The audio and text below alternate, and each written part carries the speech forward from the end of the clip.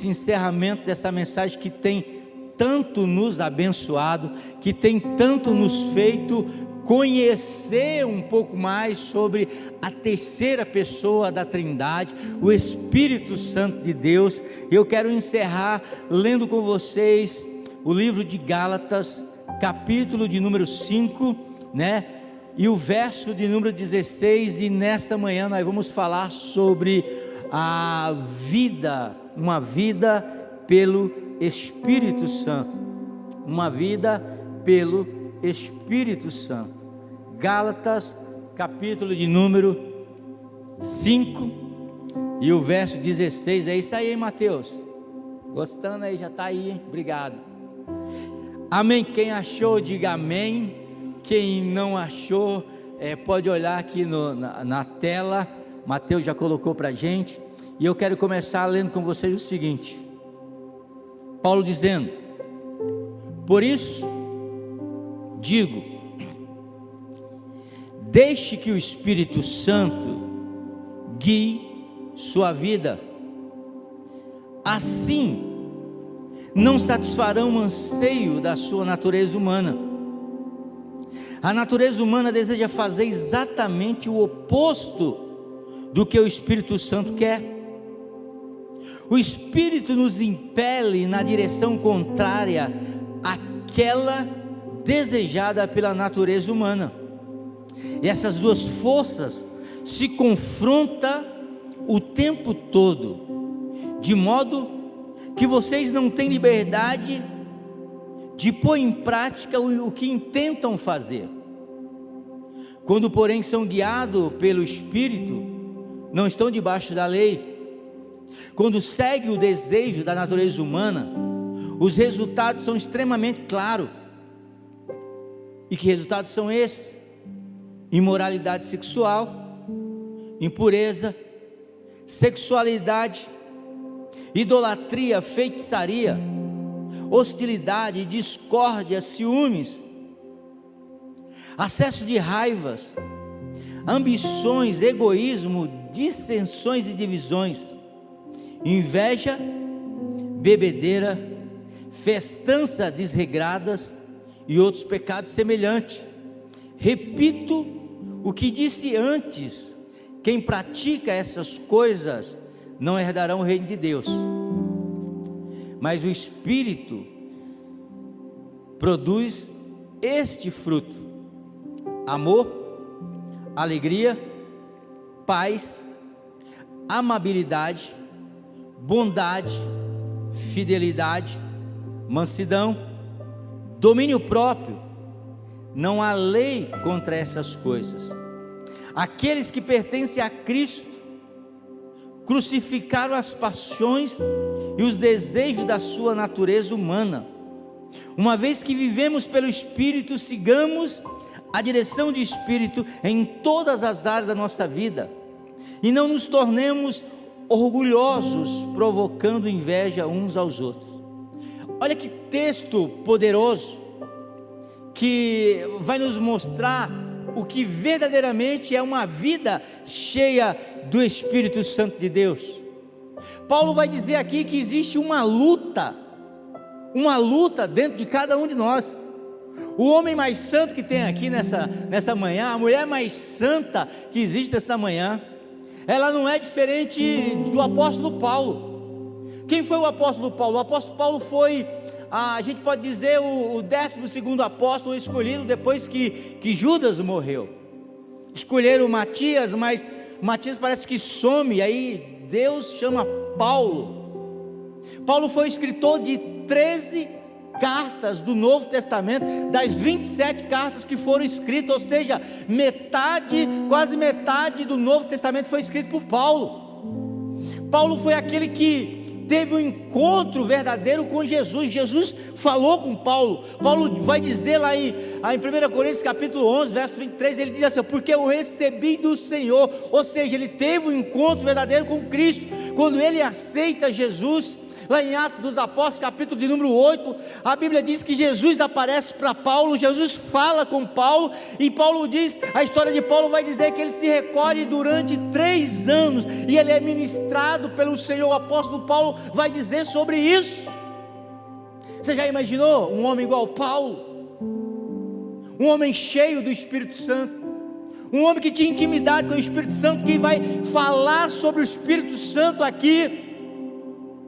Mas Paulo, em uma das suas cartas, Romanos, se eu não me engano, capítulo 7, Paulo vai falar algo assim poderoso, porque quando eu olho para a vida de Paulo, quando você olha para a vida de Paulo, a gente olha e fala assim, cara, não vai dar para alcançar, né, o nível de santidade que o apóstolo Paulo tinha. Um homem que falava com Deus, um homem que ouvia Deus. Então quando a gente olha para a vida de Paulo, a gente acha que não tem acesso àquilo que Paulo tinha, que Paulo era um homem perfeito. Nem todos os homens e mulheres de Deus, cheios do Espírito Santo, são pessoas perfeitas. Aprenda uma coisa, igreja: o único que veio nessa terra, que foi perfeito, que foi sem pecado, foi Jesus Cristo, Filho de Deus. Às vezes a gente olha alguns homens da Bíblia, mulheres da Bíblia, e a gente diz, eu não consigo ser igual a ele. A gente vê, por exemplo, a história de Abraão,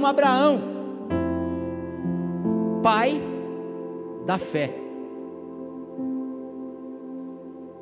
A gente diz que somos filhos de Abraão, porque Abraão era pai da fé. Mas quem era Abraão? Abraão ofereceu a sua esposa para um rei. Era o homem que era amigo de Deus. A Bíblia fala de um homem que a gente olha assim, cara, eu não consigo ser igual Davi. Davi foi chamado o homem segundo o coração de Deus. Já imaginou Deus dizer assim, eu já tenho alguém, já escolhi alguém segundo o meu coração? Ou seja, um homem que pensa igual a mim. Deus está falando isso. Mas quem foi Davi? Davi foi aquele que traiu o seu melhor amigo, Urias, porque Urias, ele morava ali perto do palácio, e perto do palácio, só quem morava era quem era amigo do rei, quem o rei tinha amizade. E o rei, de vez em quando, certa vez a Bíblia diz que o rei Davi estava ali meio que à toa, ele sobe ali dentro na sua varanda, ele vê a mulher ali do Urias tomando banho, e ele se interessa por ela. Ele manda alguém, ele chama alguém e pergunta para alguém, quem é aquela mulher? Alguém diz assim, ela é mulher de Urias. Ou seja, Davi sabia aquilo que ele estava fazendo, foi avisado. Alguém diz, ela é mulher de Urias, ela tem dono. Mas ele foi, chamou ela, deitou com ela, ela engravidou, ele tentou esconder. Resumindo, ele mata Urias, ele manda matar Urias, chama Joabe e diz, coloca o Urias na frente, porque eu quero matar Urias, para esconder aquilo que eu fiz. E a Bíblia diz que esse homem era homem segundo o coração de Deus, um homem que andou, todo mundo diz que Pedro era um homem que tinha pouca fé, a Bíblia diz isso, mas eu nunca vi ninguém com uma fé maior do que a de Pedro, porque depois de Jesus, Pedro foi o único que andou sobre as águas. Mas esse homem que andou sobre as águas, foi o homem que, quando perguntaram para ele, você é discípulo de Jesus? Ele disse, eu não. mentiroso. Mas foi o homem que Jesus chegou para ele e falou assim: Pedro, tu és pedra, e sobre esta pedra eu edificarei a minha igreja, e as portas do inferno não prevalecerão contra ela. Paulo, aquele que estamos falando aqui, que escreveu 13 cartas do Novo Testamento, ele era um assassino. A história de Paulo, como é que a história de Paulo começa? Paulo apoiando o apedrejamento de Estevão. E depois que ele ficou tão empolgado por aquele ato sanguinário, que ele pede uma autorização, uma carta ao pessoal da sinagoga, para que ele possa prender, para que ele possa matar, para que ele possa ter a autoridade de ir para perseguir o povo de Deus. Esse homem foi o homem escolhido por Deus. Por que o senhor está falando isso, pastor? Para que você entenda que Deus é aquele que usa aqueles que não são para confundir aqueles que são. Deus usa pessoas imperfeitas, porque a perfeição não está em mim, a perfeição não está em você, a perfeição e a graça, ela está nele.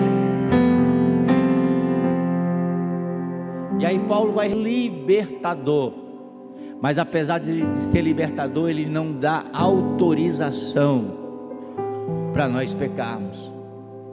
Paulo vai dizer lá em Romanos capítulo de número 7, se eu não me engano, ele vai dizer: eu nem mesmo me conheço, porque o bem que eu quero fazer, esse eu não faço, mas o mal que eu não quero fazer, esse eu faço. Olha a luta desse homem,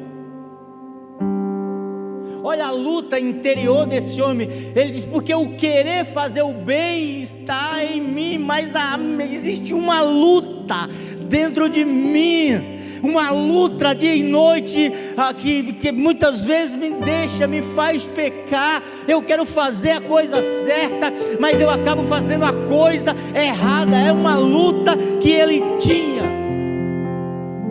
E ele diz o seguinte: miserável homem que sou, quem me livrará do corpo dessa morte?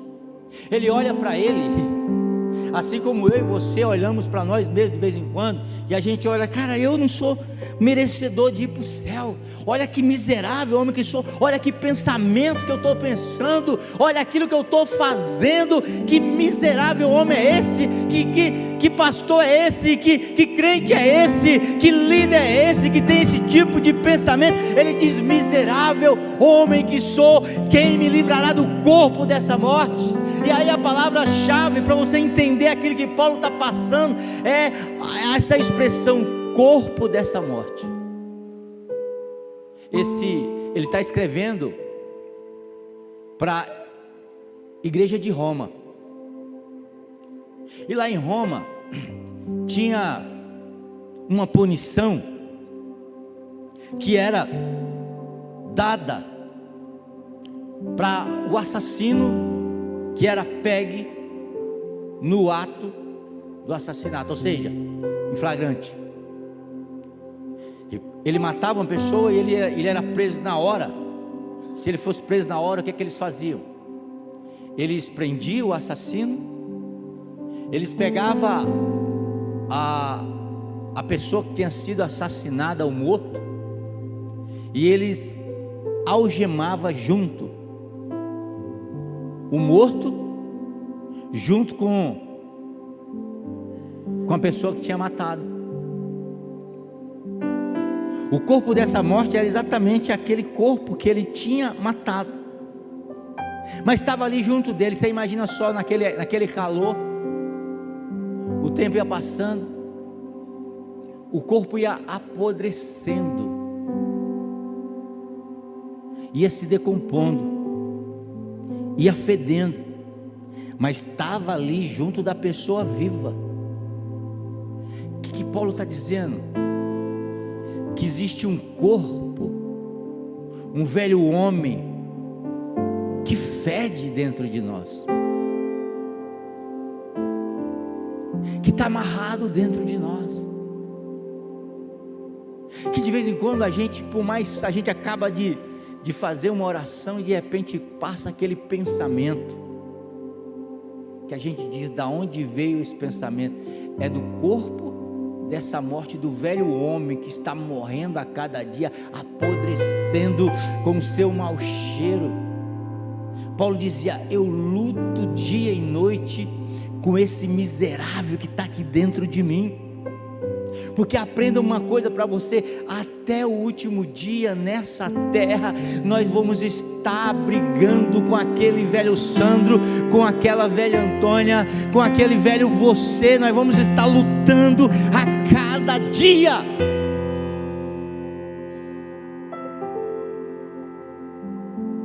Mas Paulo diz: olha, existe uma maneira de você sufocar esse negócio.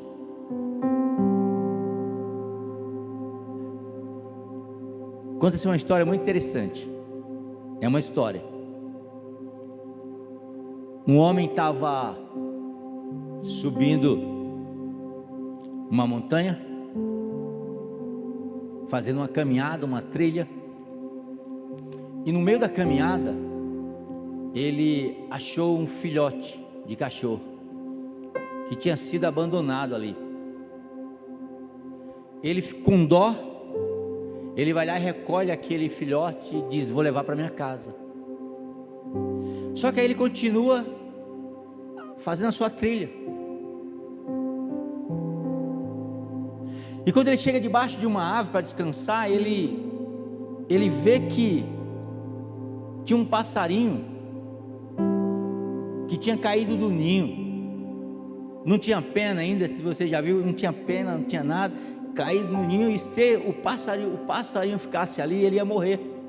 Ele, com dó, ele recolhe também aquele passarinho, e aí ele leva para casa, e ele começa a cuidar do passarinho e começa a cuidar do filhote de cachorro. Os dois começam a crescer juntos. Aí o cachorro brincava com o pássaro, o pássaro brincava com o cachorro, o pássaro vinha crescendo, subia na cabeça do cachorro, brincava o cachorro colocava ele na boca, soltava. Era uma diversão só. Mas o cachorro começou a ficar grande,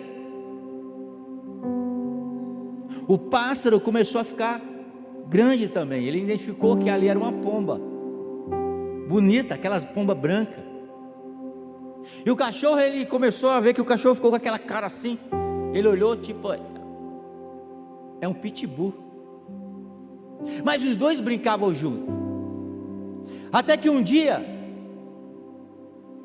do nada, a pomba ia passando, brincava sempre com o cachorro, e quando chegou perto do cachorro, o cachorro meteu a boca e despenou a pomba inteira, e o homem correu e tirou a pomba da boca, meia machucada, e separou o cachorro e deixou um numa sala, num quarto, outro no outro. E aí ele saiu para dar uma caminhada e ele encontrou um amigo, e ele contou a história que tinha encontrado o cachorro filhote, que agora era um pitbull, que tinha encontrado um pássaro sem pena, que ele descobriu que era uma pomba bonita. E ele disse que os dois caminhavam juntos, cresciam juntos, andavam juntos, mas nessa manhã o cachorro quase que mata a pomba. Ele disse: e agora o que eu faço? Eu não posso deixar os dois juntos mais. Aí o amigo dele, sabe, era um senhor de idade, falou o seguinte: olha, faz o seguinte, amarra o cachorro, deixa ele sem comer alguns dias, porque ele está bravo. Começa a cuidar da pomba, trata as feridas dela, alimenta as feridas dela, e pode deixar os dois juntos. E aí Assim ele fez o primeiro dia.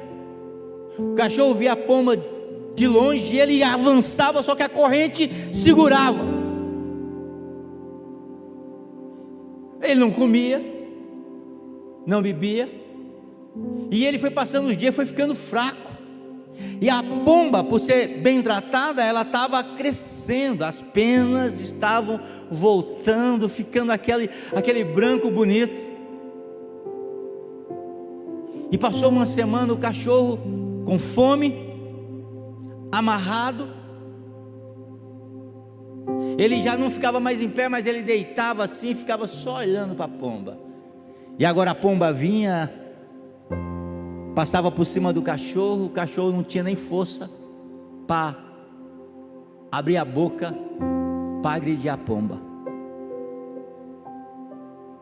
Qual é a moral dessa história? A moral dessa história é exatamente aquilo que o apóstolo Paulo nos ensina. Existe um pitbull dentro de nós chamado carne. Existe também o Espírito Santo de Deus, que falamos esse mês inteiro dentro de cada um de nós.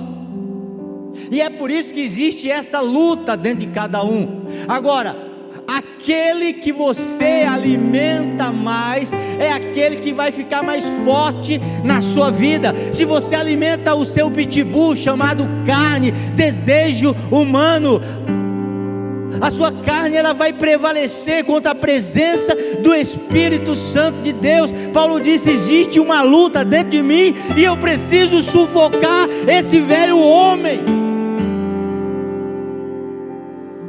Porque a partir do momento que eu começo a sufocar esse velho homem, eu consigo entender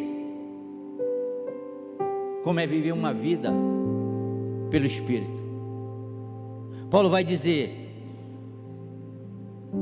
se eu sou guiado pelo Espírito Santo de Deus, eu não vou satisfazer a minha natureza pecaminosa. Todos nós nascemos com desejo de pecar. De verdade, responde para mim: pecar é bom, sim ou não? Quem acha que pecar é bom? Pecar é maravilhoso, irmão. Se não fosse bom, a gente não fazia. Se não fosse bom, a gente corria. O pecado é bom para a nossa carne. É bom para a nossa carne, mas não é bom para a nossa alma. É bom para a nossa carne, mas não é bom para o relacionamento com Deus. Amém? Nem tudo aquilo que é bom, né? Tem uma música, acho que é do Erasmo Carlos, eu não vou saber bem a reforma, mas dizer que tudo que é bom, que é gostoso, é imoral ou engorda, alguma coisa assim. E é exatamente isso. Nem tudo que é bom para nós.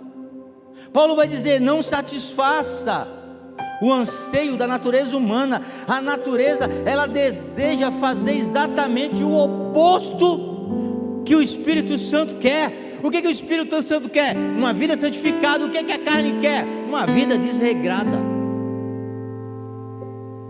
uma vida à la vontade.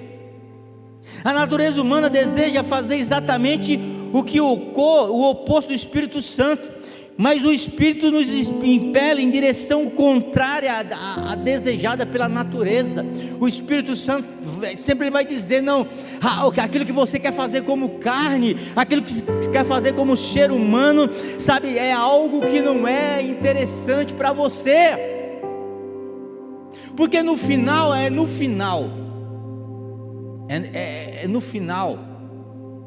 que a gente vai ver a diferença. A Bíblia diz que no final veremos a diferença entre aqueles que servem a Deus ou aquele que não serve. Comer fast food é bom? Sim ou não? Cara, é maravilhoso. Eu não curto muito, mas esses dias aí eu viajei e aí não tinha comida, onde a gente não tinha comida próxima onde a gente estava, e tinha um tempo para a gente. E eu comi um dogão. Pensa no dogão, cara. Assim, o cara caprichou assim, o bicho pesava assim. Quando eu comi o bagulho lá, né? O negócio subiu lá em cima, lá, a glicemia. Pá! Mas o negócio era gostoso assim, eu nem dividi. Agora, experimenta comer todo dia, porque não é é no final. O negócio é gostoso. Experimenta ir para o McDonald's e comer 30 dias no McDonald's, almoçar, tomar café da manhã e jantar. Experimenta fazer isso. Não é o começo, é lá no fim, é no final que a conta chega. Paulo vai dizer: olha, o Espírito, ele nos impele na direção contrária. Essas duas forças se confrontam o tempo todo, de modo que eu não tenho liberdade de pôr em prática o que intento fazer. Ou seja, aquele que já nasceram de Cristo, ele fica aquele confronto, ele não quer fazer pecar, se largar no pecado, mas também existe uma luta também que ele não consegue se santificar inteiramente, e fica aquela luta dentro dele. Mas Paulo vai dizer: porém vocês são guiados pelo Espírito Santo, vocês têm a mente de Deus. Quando segue os desejos da natureza humana, os resultados são extremamente claros. Ele fala assim: quando eu digo, não, eu vou alimentar o meu pitbull, o meu cachorrão que está dentro de mim, a primeira coisa, ele vai dizer, existe algumas coisas que vão nos mostrar. Ele fala de obras. Alguns textos vai dizer as obras da carne. O que é obra? Obra é algo que eu fabrico. Imagina só, quando a gente fala assim, a gente passa num terreno, a gente vê alguém lá fazendo o alicerce, fala assim: ali está tendo o quê? Uma obra. E a obra, o que acontece? Ela vai colocando um tijolo de cada vez, vai levantando a parede. Paulo vai dizer o seguinte: olha, qual que é a obra? O que o meu cachorrão, a minha carne, ela fabrica? Ele vai dizer: imoralidade sexual. Ele vai dizer impureza, sensualidade, idolatria. E ele está falando aqui para crente. Ele não está falando de imagem. Ele está falando aquilo que a gente coloca, sabe, a obra da carne, a nossa carne, ela coloca algo acima de Deus. O nosso trabalho, o nosso casamento, os nossos filhos, o nosso corpo. Hoje a gente vive uma cultura narcisista, né? O que rola, que está rolando mais aí, cara? A cultura do corpo. As academias são cheias, estão cheias. As igrejas vazias e as academias cheias. A gente vê tipo as mulheres bonitas, mas enchendo o seu corpo de botox. E aí você vê tipo uma mina, de vez em quando você chega, vai ver uma reportagem aí no domingo aí na Record ou noutra emissora lá, e você começa a ver tipo a mulher com o beijo todo distorcido lá, porque foi aplicar uma injeção de botox, fazer um procedimento artificial, saiu daqui, foi lá para o Paraguai, e aí entortou a boca toda, ela tipo morreu, e a pessoa era perfeita. Mas sabe o que acontece? A nossa carne e o diabo está dizendo: está nos mostrando algo que nós não somos. Olha, não, você é imperfeita, você precisa melhorar isso. Teu cabelo não é legal, mexe nele. E aí a gente vai idolatrando o nosso próprio corpo, idolatrando a nossa própria vida. Ele vai falar aqui, olha, idolatria, feitiçaria. Tem crente feiticeiro, irmão? A Bíblia diz que a rebelião é comparada ao pecado de feitiçaria. Feitiço não é só você chegar debaixo de uma árvore, no meio do mato, numa mata virgem, numa cruzilhada, e pegar um monte de bagulho lá, oferecer uns negócios lá, isso é feito. Não, feitiçaria, rebelião é um pecado de feitiçaria. Isso é tudo obra do quê? Obra da carne. Aí ele vai falar hostilidade, discórdia, ciúme, acesso de raiva, ambições egoístas. Por isso que ele não está dizendo que você não tem que ser uma pessoa ambiciosa, mas ele está falando de ambições egoístas, dissensões, divisões, inveja, bebedeira. Ele está falando de se embriagar, festança desregrada, onde pode tudo. E ele fala em outros pecados semelhantes. E aí ele diz, repito o que disse antes: quem pratica essas coisas não herdarão o reino de Deus. Por quê? Porque o reino de Deus não vai entrar carne, irmão. Essa carne nossa aqui, ela vai ficar. Foi promessa de Deus: tu és pó, e ao pó voltará. A carne não vai entrar no reino de Deus. Mas ele vai dizer, mas os frutos, olha, a obra é aquilo que eu pratico, certo? É aquilo que eu faço. Aí ele diz, mas o fruto, o que é o fruto? Olha que ele vai dizer aqui, o fruto no singular, mas o Espírito produz este fruto. Fruto no singular, ele não está dizendo frutos no plural, fruto. Imagina assim, para você entender, a uva, o cacho da uva é o que? É o fruto da uva, é o cacho. Ele vai dizer, mas o fruto do Espírito é o que? Amor. Quem tem o Espírito Santo tem amor, que não é sentimento. Já falei isso para vocês. O fruto é alegria. Quando a gente tem o Espírito Santo dentro de nós, mesmo na tristeza, irmão, a gente consegue encontrar alguma coisa de alegria.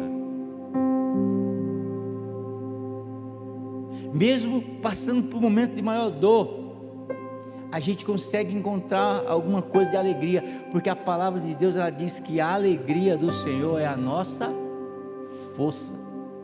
Olha o que vai dizer mais aqui: paz. Em meio à guerra, em meio às provações, eu encontro paz. E paz é igual Jacó. Você lembra de Jacó? Estava fugindo do seu irmão Esaú, e a Bíblia diz que ele, no meio do deserto, na sua fuga, cansado, à noite, ele se deita e ele coloca uma pedra como travesseiro. Já dormiu com uma... Tem uns travesseiros que é ruim. Esse dia eu estava falando lá em casa que a gente precisava trocar o nosso travesseiro, para matar alguns gansos, tirar a pena. Travesseiro de pena de ganso, o pessoal fala. Agora você imagina você deitar com um travesseiro de pedra e você sonhar e ter a visão que Jacó teve. E qual era a visão? A visão que Jacó teve dormindo num travesseiro de pedra é que ele via uma escada que descia do céu até a terra, e ele via anjos descendo e anjos subindo. Ele via que a sua oração, ela subia e Deus respondia através de mensageiro. Anjos significa mensageiro, ou seja, ele tinha tranquilidade no meio da tribulação. Sabe por quê? Porque mesmo lá no Antigo Testamento, o Espírito Santo já operava no meio da humanidade. Aleluia. Paciência. O Espírito Santo nos dá paciência, de nós entendermos que existe um tempo de Deus para a nossa vida. Não é o meu tempo, não é o teu tempo, mas no tempo de Deus vai ser o tempo certo para você. Deus não atrasa e nem adianta, Deus chega no momento certo. Então tenha paciência, como diz o salmista: há muito tempo esperei com paciência no Senhor, e Ele ouviu o meu clamor, me tirou de um charco de lodo e me colocou os meus pés em uma pedra, em uma rocha firme. Então, se você está passando por um momento de tribulação, de tempestade na sua vida, Deus está contigo. Espere, tenha paciência do Senhor. O Espírito Santo, Ele nos dá paciência no meio das tribulações. Amabilidade, bondade, fidelidade, mansidão e domínio próprio. Isso nós precisamos. Eu preciso. Você acha que eu não tenho domínio próprio, irmão? Você não me viu sem a presença do Espírito Santo de Deus. Eu tenho muito, do que não tinha quando o Espírito Santo de Deus não habitava na minha vida. Então, nessa manhã, rapidinho, eu quero falar sobre algumas ações do Espírito Santo na minha vida e na sua vida. Primeiro, o Espírito Santo de Deus, ele cria uma nova vida em mim e em você. A presença do Espírito Santo de Deus, ele cria uma nova vida. João capítulo número 3 diz, Jesus declara: digo-lhe a verdade, ninguém pode ver o reino de Deus se não nascer de novo. Se você entregou a sua vida para Jesus, aleluia, se você se arrependeu da sua velha natureza humana, o Espírito Santo, ele vem sobre a minha vida, sobre a tua vida, trazendo uma nova vida. Eis que as coisas velhas se passaram e tudo se fez novo. Você lembra de quem você era antes? Quando o diabo olhar para você e te acusar, dizer: olha como você é, aí você diz assim: olha, você não imagina como eu era antes, e o que Deus tem feito na minha vida, e o que Ele vai fazer na minha vida, porque santidade na nossa vida, ela é algo contínuo, ela é algo melhorado. Deus vai melhorando hoje, vai melhorar amanhã, vai melhorar depois, quando você voltar aqui na quarta-feira, quando você voltar aqui, aleluia, no domingo que vem, você vai estar uma pessoa diferente. Sabe por quê? Porque a cada dia o Senhor está construindo algo poderoso na minha vida e na sua vida. Segundo, a ação do Espírito Santo na nossa vida, ele diz que o Espírito Santo agora vem habitar dentro de você. A habitação do Espírito Santo no crente significa que Deus vem viver pessoalmente em mim. Evangelho de João capítulo 1, verso 14, João escreve, e eu acho isso poderoso. Ele diz que Jesus Cristo veio para os que eram seus, mas os seus não o receberam. Mas a todos quanto recebeu, deu-lhe o poder de se tornar filho de Deus. Quando nós aceitamos Jesus como Salvador da nossa vida, e a gente é regenerado, a gente sai de criatura para filho. Criatura é algo criado. Quando Jesus diz lá em Marcos capítulo 16, Jesus vai dizer o seguinte: olha, vocês vão pelo mundo, preguem o evangelho a toda criatura. Ou seja, quando nós nascemos, nós não nascemos como filho de Deus porque trazemos dentro de nós uma semente do pecado transmitido pelos nossos pais Adão e Eva. Nascemos como criatura, mas quando entregamos a nossa vida para Jesus, nós nos tornamos filhos de Deus, filhos e filhas de Deus. Por quê? Porque agora a presença do Espírito Santo, ela vem agora habitar dentro de nós. Olha como João diz, capítulo 1: no princípio era o Verbo. Quem é esse Verbo? Jesus, o Espírito Santo. No princípio era o Verbo. O Verbo se fez carne e habitou no nosso meio. O Espírito Santo, ele quer habitar dentro de cada um de nós. É por isso que a Bíblia diz que nós somos templo do Espírito Santo. E o templo, na concepção judaica, era um lugar onde Deus habitava. Quando Davi foi construir, Davi quis construir um templo para o Senhor. A Bíblia diz que o Senhor riu.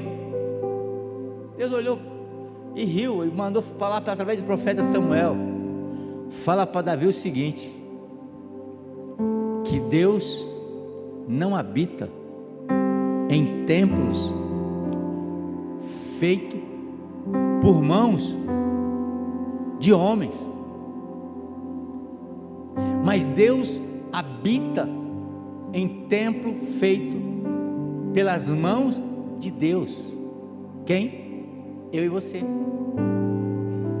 Fomos feitos de uma maneira extraordinária, de uma maneira poderosa, porque Deus quer agora o que? Habitar dentro de nós. 1 Coríntios capítulo 6 e o verso 19 diz: acaso não sabe que o corpo de vocês é santuário do Espírito Santo, que habita em vocês, que lhe foi dado por Deus, e que vocês não são de si mesmo? Vocês não sabem que o seu corpo é templo do Espírito Santo, que habita em vocês e lhe foi dado por Deus? Vocês não pertencem a si mesmo. Vocês não pertencem a si mesmo, então glorifique a Deus com os vossos corpos. Deixe o Espírito Santo dele habitar em vocês. Terceiro, o Espírito Santo, ele declara que você é dele. Será que você pode bater com autoridade no seu peito e dizer assim: eu sou do Espírito Santo, aleluia, eu sou do meu amado e ele é meu, aleluia. Ser selado pelo Espírito Santo significa que Deus coloca sua marca de propriedade e proteção em nossa vida. Qual é a marca do crente? Qual é a marca do crente? Tem até um louvor que eu gosto, eu duvido de você acertar o meu tom, que eu tenho a marca da promessa. Qual é a marca da promessa do crente? Pode vir, Léo. Eu tenho, para sentar, eu tenho a marca da promessa. Eu tenho a marca, não sei mais não, faz tempo que eu não canto. Que ele me ajude aí. Eu tenho a marca da promessa. Você pode ficar de pé. Aí, igreja misericordiosa. Eu tenho a marca da promessa. Bata no seu peito e diga: eu tenho a marca da promessa. que Ele. Eu tenho a marca da promessa. Eu tenho a marca da promessa. Ó, qual é a marca da promessa? Coloca aí, Mateus. Efésios capítulo 1 e o verso 13. A gente vai encerrar com isso. Qual é a marca que eu sou filho e filha de Deus? Coloca aí, Mateus. Para mim também, Mateus. Efésios capítulo de número 1 e o verso de número 13. Diz assim: quando vocês ouviram, agora vocês também ouviram a verdade e as boas novas de salvação. Vocês podem ler comigo junto agora aqui essa parte? Repita comigo. E quando creram em Cristo, Ele colocou sobre vocês, diga assim, a marca, o selo do Espírito Santo que Ele havia prometido. Então a marca da promessa é o selo do Espírito Santo de Deus na vida de cada um de vocês que Ele prometeu. Aleluia, aleluia, aleluia. Levante a sua mão e vá adorando. Levante a sua mão e vá adorando, vá adorando, vá adorando, vá adorando. Aleluia. Oh, glória. Aleluia. Adore, adore, adore, adore. Oh.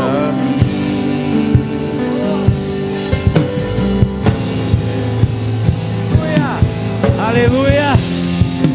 Oh, Espírito Santo.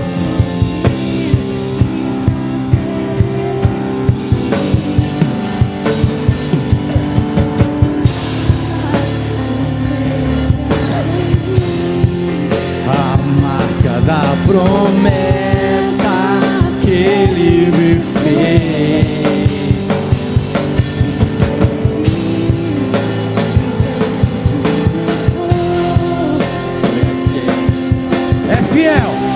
É fiel para cumprir.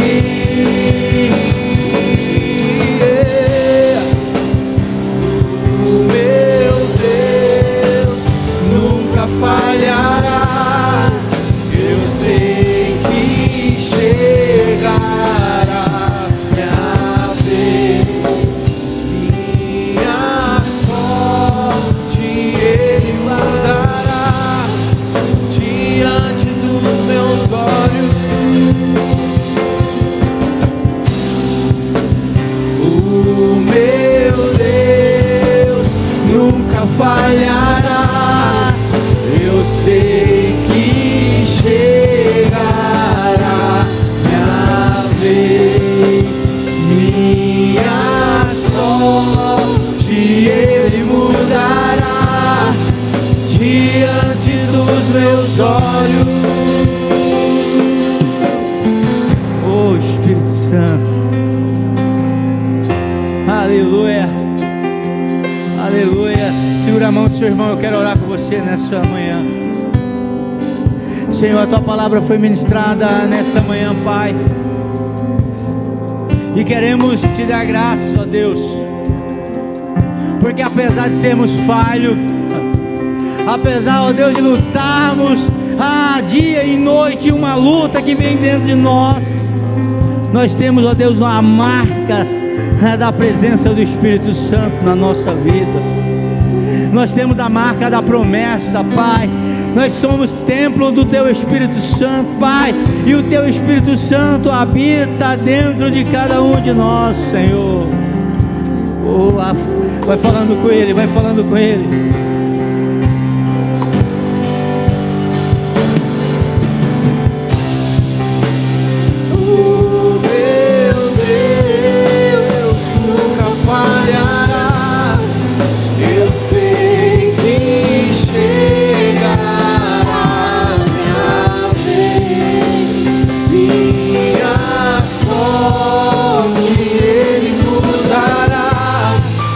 Diante dos meus olhos.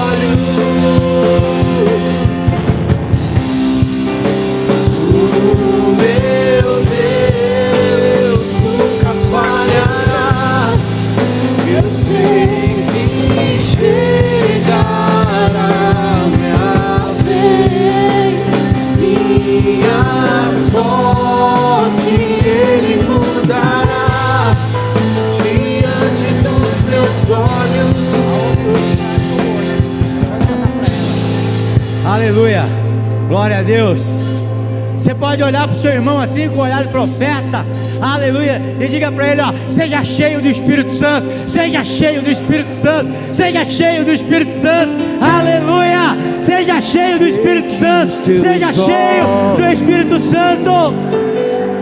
Sempre atentos permanecem em mim. Seja cheio do Espírito Santo. Viva cheio do Espírito Santo. E os seus ouvidos, aleluia, é promessa de Deus para a sua vida. Sensíveis para ouvir meu clamor. Posso até chorar, mas a alegria vem de manhã.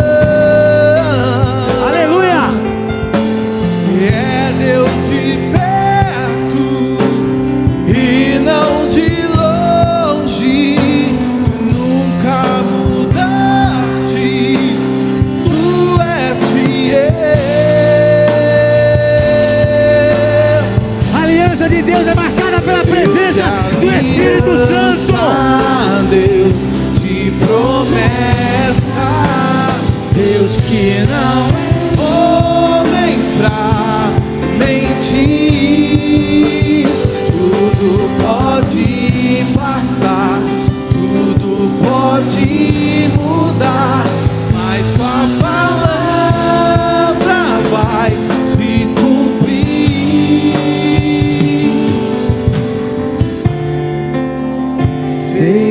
teus olhos, levante sua mão e adore. Sempre atento permanece em mim. Dos seus ouvidos, os teus ouvidos estão sensíveis para ouvir meu clamor. Posso até chorar, a alegria vem de manhã. É Deus e não de longe. Tu és fiel. Eu sei que é fiel. E Deus é aliança, Deus de promessas, Deus que não é homem pra mentir. Tudo pode passar, tudo pode mudar, mas tua palavra vai se cumprir.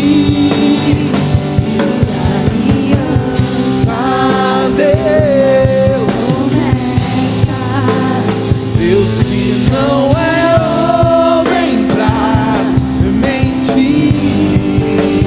Tudo pode passar, tudo pode mudar, mas tua palavra vai. Vai, Léo, vai, Léo. Posso enfrentar o que for. Eu sei quem luta por mim.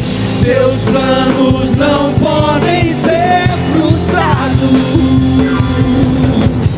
Minha esperança está nas mãos do grande eu sou. Meus olhos vão ver o impossível acontecer. Eu sei que vai acontecer.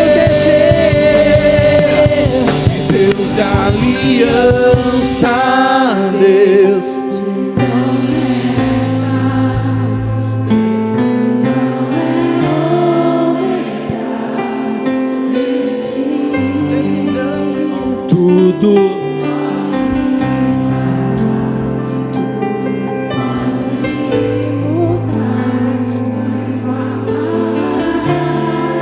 só as vozes, mais uma vez, mais uma vez. Deus de aliança,